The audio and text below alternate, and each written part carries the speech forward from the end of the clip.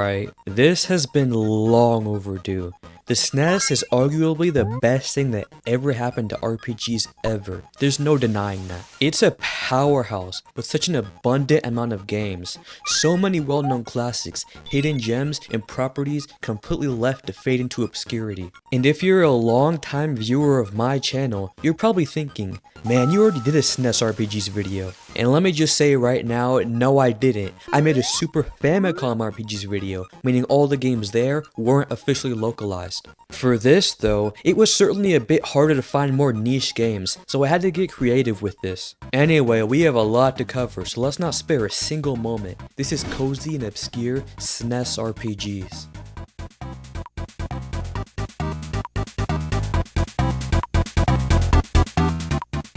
The SNES is very interesting in the fact that you can sense what time a game was made in a certain part of the system's lifespan. This is a phenomenon that kinda went away in the future generation of consoles. It's really interesting to see how vastly different early SNES RPGs were to the later ones. Even the low budget stuff made later on is arguably on par with some of the early greats. In Lufia and the Fortress of Doom is the most mid-SNES era RPG ever made. No, not mid in terms of like the modern slang of it being mediocre. I mean more so in the fact that it basically came out split in the middle of the SNES's lifespan for me. 1996 is what I consider to be the last great year for SNES RPGs, and the world kinda abruptly dried up after this. The year 1993 for SNES RPGs has always been extremely interesting to me. I see it as a transitionary period. Devs were finally getting their footing and perfecting the craft, but there was still some leftover clunk and weird stuff from the previous years too. Things were also so much more experimental here, which also made for weirder games. A lot of these games, to my surprise, were pretty divisive among a lot of people. I thought people loved the open world, linear storytelling of Romancing Saga 2, but apparently not. Metal Max 2, people don't even remember that game, and the 7th Saga. Oh boy, we'll get to that one for sure. While not being my favorite year in general, 1993 is probably the most interesting to reflect on. And man, this game is it's just a good reflection of that. I think people really overstate how clunky and inconvenient this game really is. I mean, take this with a grain of salt. Playing old school RPGs is basically my second job at this point, but it's not nearly as archaic as a lot of people describe. In fact, I find that the more annoying aspects of SNES RPGs are offset by their length. Annoying mechanics in modern games I dread much more given the fact that I'll have to endure them for like 60 plus hours. And the worst things here are, for one, it does that thing where you have to pay attention to what enemy you attack during each turn. So for example, if you have two party members attack the same enemy and it gets knocked out in one hit, the other party member will just attack the air instead of rerouting to the next enemy. It sounds extremely annoying, and in late game it can be, but it's not nearly as obnoxious as it sounds, especially since the game isn't even that difficult. It has some kinda tedious story-related stuff you have to do here, the kind of thing where you turn your brain off because you know the game is gonna force you into a certain position so you barely even try. There's also a lack of quality of life features which does add up a bit, especially if you're binging this until your eyes get heavy. And yeah, this is very bingeable by the way, especially given how fast you can make it move. Cutscenes don't really get in the way, and if you know what to do and where to go, you can blaze through so much in such a short amount of time. The most underrated aspects of some of these games that I don't really see appreciated enough is just how bingeable they are. Putting aside a few days to no-life something brings you back to a time in your life where you didn't really have to be as responsible. Grab a controller, get a bunch of unhealthy snacks to eat that will probably contribute to a future heart attack, and put on some music or a video essay to watch. I played most of these games on vacation, so I was truly living the dream. I also listened to a decent amount of underground 90s tapes while playing. I was truly tapped in.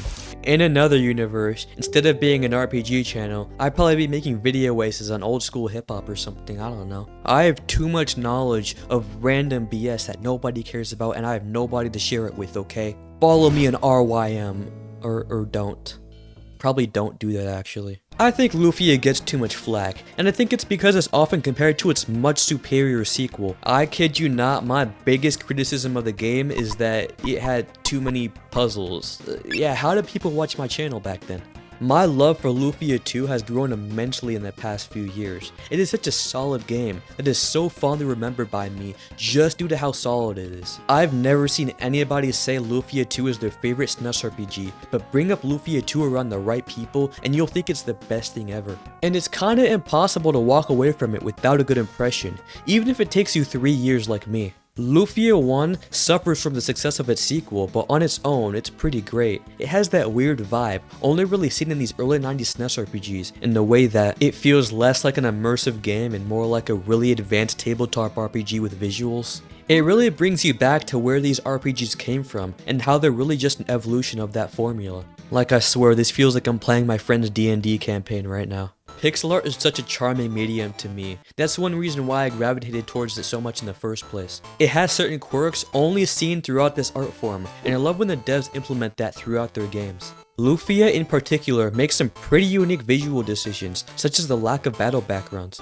and the little animations that play when the menu is opened. Basically every SNES RPG does this, but like, it's so charming, it's just extra charming here, I don't know, I love it. What's kind of funny to me is that despite Lufia not being a huge presence in my life, it has been in my head rent-free for years.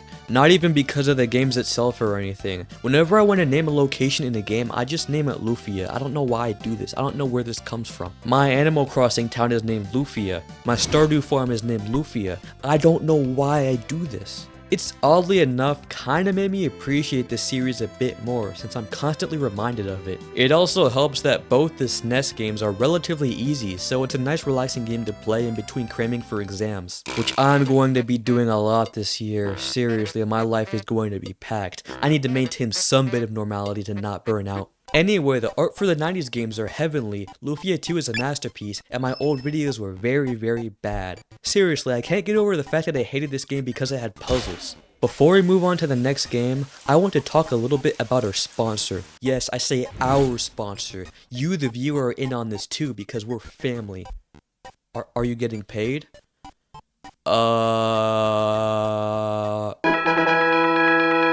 You guys should know that I never take sponsorship offers, but I decided to go forward with this one because I genuinely think my audience will be interested in this. Mantis Sleep creates some of the best sleep masks I have ever used. I know many of my audience likes to fall asleep to my videos, and with the Mantis Sleep sound mask, the one I'm currently using, you can play any audio from a Bluetooth device and listen while you fall asleep. I'm a very light sleeper, so I was surprised to see how unintrusive wearing this thing felt. And like the narcissist I am, falling asleep to the sound of my own voice has helped me sleep like a baby.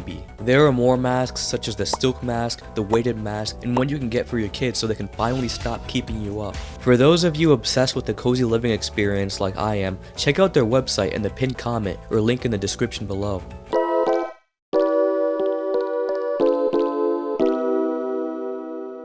In 2025, the 7th Saga is seen as a folktale. A lot of the times when it's brought up, they don't even bring up the game itself. It's always something about the difficulty. I remember when I said I thought this game was easy and no one believed me. They said stuff like, "Are you sure you weren't playing a patch?" And not gonna lie, I kinda was being facetious when I said it was easy. It's definitely not easy, but compared to some of the other stuff I've played, it's not as brutally difficult as people made it out to be. Although, each player's experiences will vary greatly depending on your in-game decisions. From the perspective of someone going in blind, yeah, no, this game seems insurmountable, honestly. There are so many little nuances that the average player won't understand that really defines how well you're going to be able to navigate this thing. And before playing this, I got exposed to this game a lot, simply just due to how infamous it is. I remember back then thinking to myself, thank gosh I'm never gonna play this because it sounds horrible. Then I ended up playing it. Within the retro RPG community, it's treated as a legendary challenge, only few are willing to see through to the end. And when I came in for the first time, I'm going to be completely honest, I had zero intention of beating it. I saw the soundtrack on YouTube and I liked what I heard, so I decided to check it out for myself, such is the case for me. It's funny because my main method for choosing RPGs to play back then was seeing if I liked the soundtrack, and if I liked it enough, I'd play it. It's actually a really good way to find hidden gems you wouldn't think of playing otherwise. What attracted me most to the 7th Saga was the dark fantasy aesthetic. It's not super common on the system, and that combined with the difficulty provides for a harrowing experience. In the 7th Saga, you don't win battles, you survive them. You're not traversing this world, instead, you're stumbling around trying not to get caught lacking. There are very few points in this game where you don't feel vulnerable, and in that sense, yeah, no, this is not a game you want to play after a long day. I made the mistake of doing this. No turning your brain off here, you need to be fully paying attention for most of it. There's no mindless grinding either. Of course it's advantageous to level up, but grinding too much is actually crippling. If you're playing the North American release, level scaling is it's kinda absolutely insanely screwed up. so enemies don't scale like they're supposed to, and if you go overboard with it, it can make things absolutely excruciating. That's one of the things new players might be blindsided by at first. You really have to moderate yourself when it comes to this, and that makes this game kind of scary. I don't know, it's not scary in the traditional sense, but like I said before, you're never not vulnerable. You always feel like prey in every situation. Very rarely does this game not feel bleak. Nothing super explicitly dark happens, it's not berserk levels or anything in terms of how screwed up it is, but the atmosphere is genuinely unsettling. In this game, the enemies are... what the hell is this? Some of them are extremely strange in an unsettling way, and I really do miss this thing where every creature is just some super weird looking amalgamation. Nowadays, a lot of people think it's tryhard and cringe, but just look at this, man. You can also fight other adventurers, and they will kick your ass. Not can, they will kick your ass. Like I said, never let your guard down in this game. Ever. One super underrated aspect of SNES RPGs for me is how empty they can feel. A lot of the times unintentionally. It's not really realistic to add a trillion NPCs to these towns and places you visit. Even in the populated areas, it can create a feeling of isolation. Chrono Trigger is one of my favorite examples of this. Almost the entire game feels underpopulated, especially with how much time you spend away from civilization. And a lot of the time, this emptiness isn't really intentional. They do their best to make the areas feel busy, which I can commend and do acknowledge. But I don't know, I know it's due to limitations and all that, but a part of me likes this sense of emptiness it emits. It's a nice contrast from what I like in real life. I really like living in busy, bustling places with lots of people. It's why I love the city so much, but a part of me loves going to familiar places, usually bustling with people and seeing them empty. Sometimes I go on days where I know nobody will be there and I just take it all in. It's such a weird feeling that almost makes it feel not real. I start getting really existential about it and start questioning mortality and all that bleh.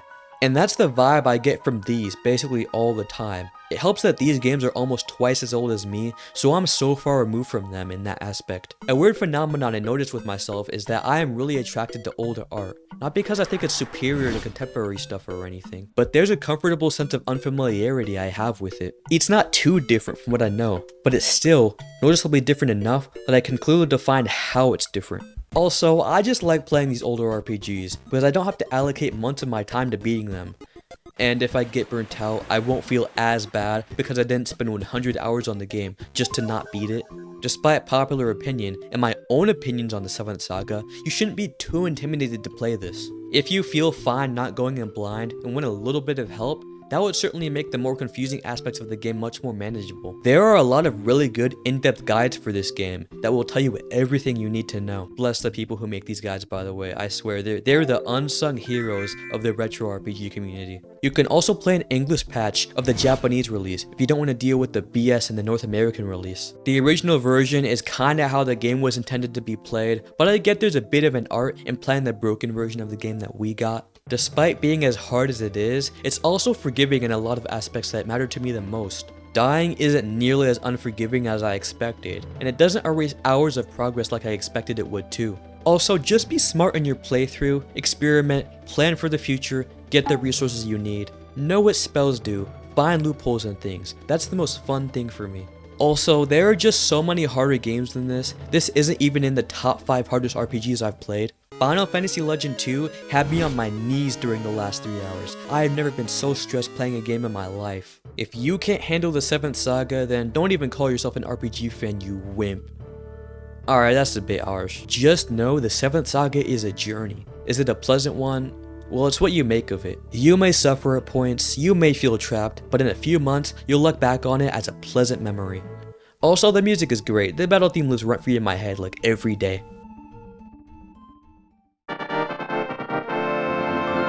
Ugliness is subjective. This applies to almost everything in life. Some people think FF7 looks ugly. I personally love how it looks. Some people think I'm ugly, and I personally can't disagree. What I'm getting at here is, one person's ugly ass aesthetic is another person's masterpiece. I don't care what people say, I love the pixelated mess of DS games. And there are certain quirks that belong to each era that a lot of people do consider ugly. But we tend to look back on those flaws later on and appreciate them more for what they were. But some things do get left behind, and man am I glad this got left behind because this is ugly. A lot of the lower budget early SNES RPGs had this really distinctly amateur look to them that I can only attribute to this era. As someone who does pixel art themselves, it sticks out like a sore thumb. You never see this in any other era. The modern equivalent to this is a beginner who has no idea how pixel art works and just goes ham. Look, I'll compare this game to some of my earliest works of pixel art and I can see a similarity. I find it really interesting how when it comes to pixel art, almost every beginner falls into the same traps to the point where it's become its own style. And with so much of these older SNES games, it almost feels as if the artist had little knowledge in how pixel art even worked. And this is not a knock against them, by the way. It makes total sense. They were pioneers. I respected a ton. It's just, hindsight is 2020. It's how I feel about early to mid 80s rap. I respect them for being pioneers and paving the way for future artists, but also, it's not the most listenable thing ever. When it comes to this era of gaming, it feels as if everyone was learning as they went along. Even with the big developers, you can see a clear progression as the years go on. Final Fantasy IV looks unfinished when put right next to 6. And even the later, lower budget SNES games look much better. There is a charm in the simplicity of these earlier games though. It feels more homemade, leaving a lot more to the imagination. And it also contributes to that empty feeling I talked about earlier. But 1993 is when I really think the art started becoming truly great. Again, it was a transitionary period. It wasn't super consistent between games, but there were noticeable improvements almost everywhere. I adore the way SNES RPGs look, and it has been my main inspiration when making my art, along with the Game Boy Advance art too. And again, all of that to say, I still think this game is ugly. What is this? What are these colors? It looks like a really bad trip. The kind you look back on and think, man, that was lame as hell. I'm pretty positive on this channel. I don't think people realize how exhausting it is to make a negative video. A man needs to be really dedicated to his hatred to make a completely negative video. That's why I commend that dude who made that 6-hour Toy Story 4 video where he's just hating on it the entire time. But yeah, if I don't like something, I either remove it from the video or talk about it very briefly. But man, this game is just interestingly bad. When it comes to these lesser known SNES RPGs, opinion on them can be divisive to say the least. And despite there not being a ton of discussion around this in particular, people have their opinions on it alright. And I won't be the first to tell you this game sucks. Okay, let's start from the beginning actually. It starts with you at magic school, and in the first few minutes, you're thrust into this really weird looking battle UI. You get used to it, but it's really unorthodox in a bad way. It feels awkward and unwieldy. Attacking also doesn't feel satisfying in this either. You know how in some games, attacks feel like they have weight to them? It actually feels like something important. Here it's not conveyed all that well, so it's just kinda dull. Your school gets destroyed and you are absolutely decimated by, I don't even know what this is. You're left to explore this pissy, ugly, horrible looking world. And let me just say this game doesn't even try to pretend that it's not a grind fest. A lot of RPGs are really good at disguising the fact that you barely actually spend any time progressing the game. Here it doesn't even try. My first night playing this, I felt as if I was going absolutely nowhere. You're going to be relegated to the same area for a while, and don't you dare try to go outside of this because your ass is gonna get kicked hard. It's also unintuitive. If the game can't even draw on the player a little bit, I feel almost no incentive to stay engaged. Also, for the third time, this game is ugly. I offer so much leniency to these less good-looking SNES RPGs, and despite some of their glaring flaws, I can look at them with some fondness, just due to the fact that they share the same traits with the stuff I love. But I can't with this. I honestly don't even think I can name a single redeeming quality about this game. I don't even like the music that much. Sorry to all of you Paladin's Quest fans out there.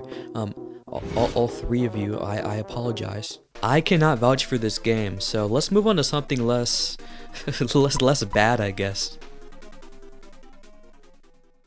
Hey, it's Drakkhen. We all love Drakkhen. Drakkhen. Okay, what even is Drakkhen? Well, it's a port of an Amiga game that acts as a first-person, exploration-heavy RPG. It's pretty infamous just for how poorly it's aged, like it basically is just a punchline nowadays. It reminds me a lot of those old PC games my dad told me he played in college. He was pretty big on computers back then, and he would always put me on these old ass series that were actually pretty good. So in that sense, I feel a bit nostalgic playing it. I mean, it has all the quirks I associate with those games. An awkward lack of music at points, really poorly conveyed mechanics, and visuals. Despite all of that old school clunk, it's really something I would recommend. I mean, something about it is just so satisfying. Separate from all of the weird mess that is this game, there's a genuinely enjoyable and satisfying experience to be found.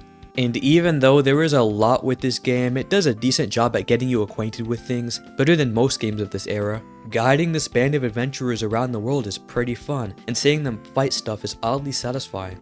It's focused more on team management rather than individual combat. Like I said, the exploration is actually pretty cool and satisfying, although not as much if you don't know where to go. You see, that's the thing depending on your circumstances. This could be a quick playthrough or a long ass journey. Don't expect to not get lost in this. And when I say lost, I don't mean typical RPG lost where all you need is a guide and around 20 minutes of troubleshooting. Nah, you're gonna need ample time to get yourself reoriented. It's also weirdly kinda off-putting, more so on these enemies. Some of these things are wild, man. And again, the whole emptiness phenomenon I mentioned earlier is very present here. The atmosphere for this game is outstanding, in fact. It always feels so serene, with slight mood changes depending on the location. The music here is phenomenal, and adds so much to the atmosphere of this game. I've always had a soft spot for Drakkhen, an utter fascination with what it is, and I know I'm not the only one who feels like this. Very often, even with people who don't like this game, they will admit it's a truly unique game that they don't regret playing.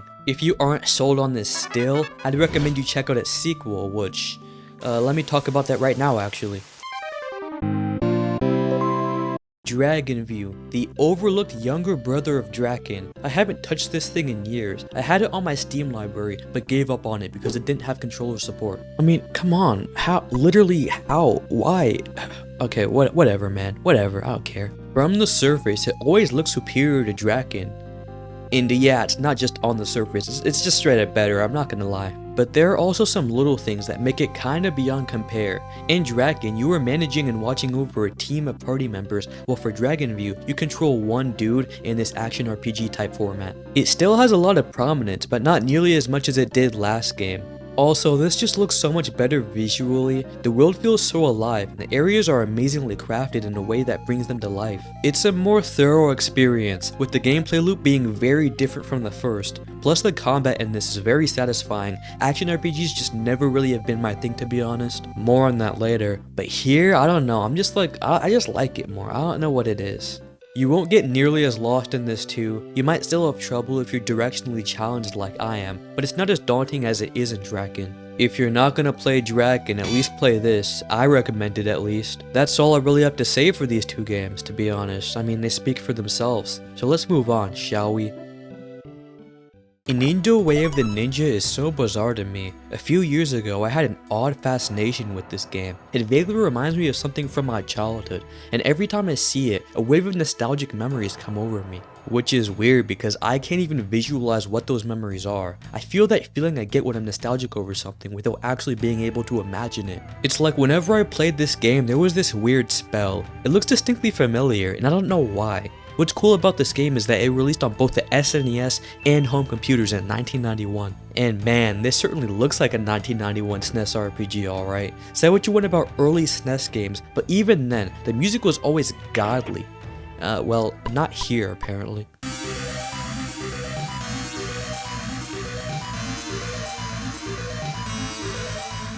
The whole game is charmingly basic, all the way down to how slow it is. You don't play this game. You commit to it. If you're not willing to commit, then don't even bother. At least that's my mantra around games like this. Know that you're probably getting into a few weeks or months of nothing but this game if you want to realistically finish it in a reasonable time. You don't want to get caught up in too much because there's a lot to keep up with here. This game has a lot of ideas. Most of them aren't too fleshed out or even utilized that well. For example, every battle is grid-based, with units moving across the battlefield. It doesn't change too much and could have easily been regular turn-based. There's also tons of side fluff you don't really need to pay attention to if you don't want to, and it's also really difficult. Dungeons in this are harrowing. It's always a mixed bag for me when an RPG has dungeons that feel scary to traverse. A lot of it is attrition based, not knowing if you have enough resources to get through relatively unscathed, and when done right, it makes dungeons feel like a genuine event you need to plan for, rather than something only there to progress the story. And a good dungeon has me wanting to explore while also acknowledging that a few wrong moves can completely screw me over. This is even further amplified when death means I have to redo so much. What goes into a good dungeon is a sense of peril, rewards for exploring, and not being tedious to traverse. Inindo fails at 2 of these because that sense of peril is overbearing. You can tell a dungeon is bad when the entire time you have an overwhelming desire to look up a map online just to get it over with. I mean, I didn't do that, but boy did I think about it. A lot. I'm going to sound very negative throughout this, but just know I, oddly enough, like this game. I can't explain it, I can't rationalize it, all I can do is cope. It's one of those things where when you're going through it, you don't enjoy it at all, but then you look back and kinda miss it, while also staying as far away from it as you can. And whenever I play a game for a long period of time, or a series of games, I always associate it with a certain period of my life. I can pinpoint different eras based on what games I played. Mother 3 was my lazy era, no ambition for life, just binging games in 4 days while lying on a couch ignoring school. Dragon Quest 11 was part of my lazy summer, hanging in my friend's crib watching shows while my eyes were glued to the game. And even if I wouldn't go back, I can't help but feel just a little bit melancholy over it. I don't have a true struggle era, and I don't intend to, but if I do, just know this is the type of game I would want in my life. That's such a weird and specific compliment to give this game that I don't even like that much, honestly. That I'd want it to be my rock in a time of great hardship for me, but it's just, I don't know what it is with this game. Hell, I don't even know how I found out about this game in the first place, I really don't. For most of these more obscure SNES RPGs, I can pinpoint how I found out about them, but for this, I genuinely have no clue. You know what? You know how I called this game hard earlier? It's not really, it's more so slow. And that slowness can cause you to end up being reckless. It's cool and also kind of annoying because the difficulty comes more from the mental aspect rather than the actual game itself. As for the story, it's decently cool. It follows this alternate history type thing where Oda Nobunaga survives his assassination attempt and continues trying to unite Japan. And you need to stop him. I don't really know anything about Japan or Nobunaga, so yeah, there's that. I was under the impression that he was kind of revered, or at least acknowledged as a great leader. But in this, he's portrayed really negatively. What's the contemporary view of him in Japan? I'm genuinely interested. I want to know what they think of him because the portrayal of him in this game was surprising to me. And even though it's not 100% historically accurate, I mean it has magic and giant rats and zombies, I really wish more RPGs took a historical approach in their stories. There are so many amazing settings that just straight up aren't utilized, and as a sucker for alternate history, it was pretty cool to see how things played out. Even, again, if it's not based off of real historical analyses, and more just the stuff your character does, but it's still so cool. Also, not that many SNES RPGs actually utilize the feudal Japan setting. You would think they would given they were made in Japan, but not really. They more so take inspiration from European aesthetics. So there's some creatures and folklore here that I don't recognize that I probably would if I knew anything about Japanese culture whatsoever, but what can I say, I'm a crusty American. Inindo is also, I think, the biggest example of these early RPGs just being text-based games with visuals. I can totally imagine all of this just being text on a screen. Anyway, if you have the same weird, almost masochistic fascination towards this game as I do, I recommend at the very least looking at a walkthrough. Don't play it though, unless you really want to. No one told me about this game. Seriously, no one told me about this game and I am angry. Action platformer with RPG elements, I mean come on, and nobody told me about this game. It can't even be that obscure, maybe it is, I don't know, I do not play action games. In fact, this may be a shock to a lot of you guys, but I've only ever played one Zelda game. Breath of the Wild. I remember getting mad at my friends for insisting it was an RPG because it's not. I don't care what Google says, Zelda's not an RPG. Well, except maybe the second one, but I'm not playing that, I've heard things about it. I just straight up don't play these types of games, and I don't really know why. Maybe I'm too brainrotted by stat raises and XP bars to appreciate natural progression. It's just, especially nowadays, I have such a limited pool of games that I will even think of playing. And even if I did know this game existed, there's no indication that it's actually an RPG. Plus, action RPGs just aren't always my thing. Nowadays, I almost exclusively play RPGs before bed. It requires less energy than reading a book, but isn't as stimulating as watching a show or YouTube. And turn-based is perfect for this, because I can progress a little, fight a few enemies, maybe move forward in the dungeon a bit, and call it a day. But action RPGs require a lot more of my attention, more precision, more awareness. And I love action RPGs, I genuinely do, but the circumstances around playing them have me feeling a bit uncomfortable. I get kinda trapped in this productivity loop in my head where I think to myself, you can be doing something so much more productive than playing games in the middle of the day. So yeah, I haven't played this type of game since, oh my gosh, it's been years actually. I wasn't even aware of how long it's been, a skill issue on my part. I need to get that time management straight. Open up freaking Google Calendar. Well anyway, it shows because I am horrible at this, so bad.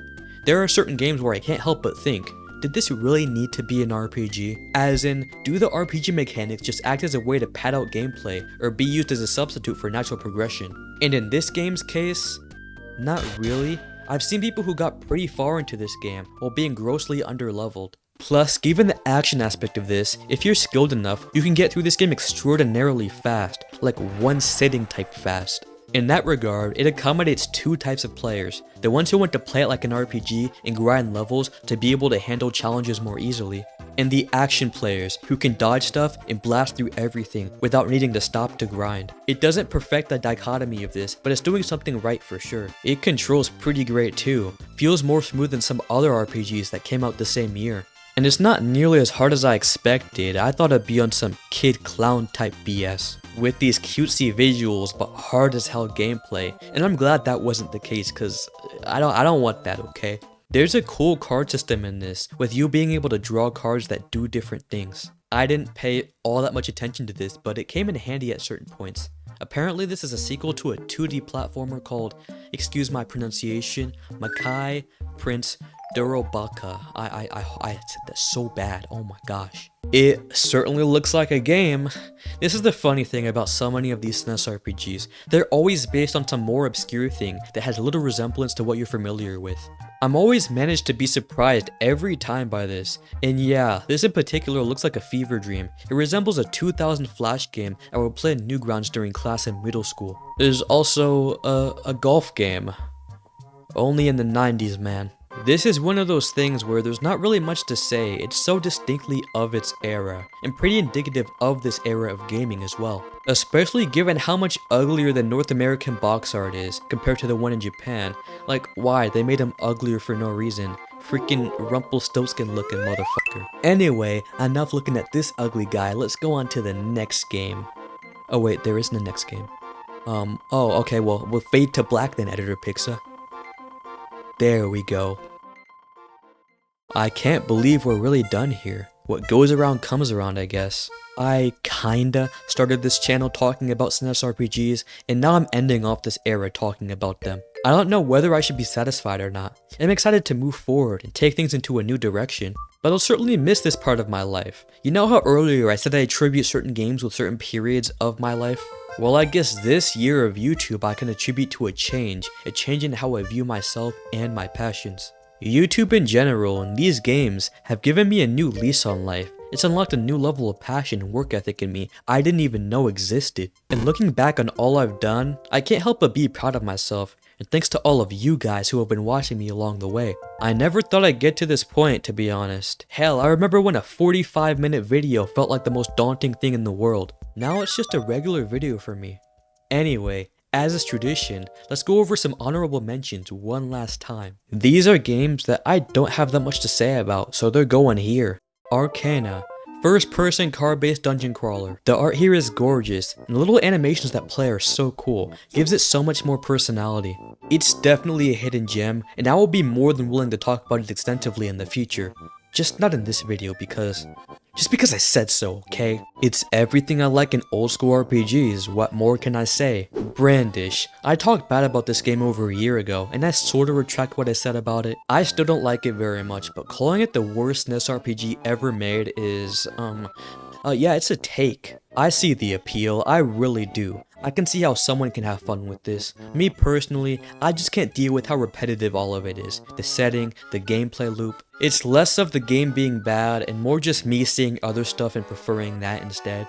Robotrek. The hype around this game is big. People love this a ton. On the surface, you don't really hear about it a lot, but once you start to get more immersed in the RPG space, you would swear it's as big as Final Fantasy. And I totally get the love for it, because it's just super unique from the premise alone, an RPG with cool customizable robots. Also, the music is great, it's really unique and also super catchy. That boss theme gets me, man. Shadowrun, a cyberpunk type game that is super ahead of its time. It has a dark, kinda dingy atmosphere, and is such a unique piece of gaming history. Secret of Evermore, not super obscure, but I've had a very specific person wanting me to talk about this game for a while. It's been almost 2 years now. So here it is. What do I think? I think it's pretty good. It looks absolutely gorgeous, and I love the earthy vibe it has. The feeling of adventure is certainly present in this. Pretty cool stuff. Also, the box art is killer. Man, this video was crazy. I originally wanted this done before I made my big move, but that certainly was not gonna happen. So I had to edit, play, and record all of this while making my move and getting college stuff sorted out, while also on a deadline. I'm in a prison of my own making. The upside is, that prison has a king-size bed, air conditioning, and 5-star meals served to me regularly, so I'm chillin'. Anyway, good morning, good evening, good night, whatever. Peace out, and I'll see you in... Well, I don't know, but I'll see you, and I'll be coming back with a good video. Trust.